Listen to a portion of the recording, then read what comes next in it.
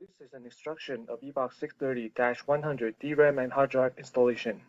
You will need a Phillips screwdriver and ESD protection. Turn the Ebox upside down and remove all 8 screws.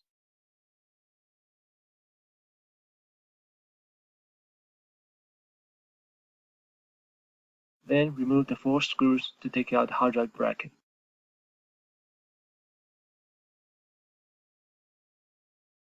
When installing DRAM, you need to match DRAM key and the socket key. This Ebox supports DDR3 1066 or 1333 MHz SODIMM, max up to 4 GB.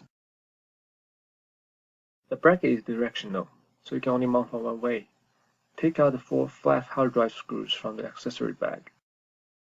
Match the hard drive screw hole with the vibration pads and fasten the screws.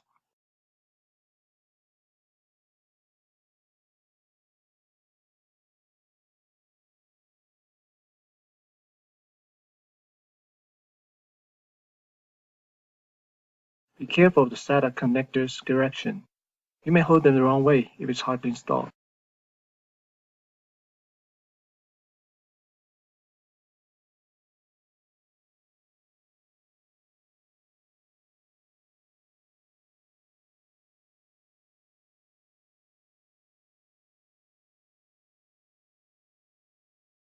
There is also a CFast socket and a mini PCIe socket with SIM card slot for Wi-Fi or 3G add-on cards.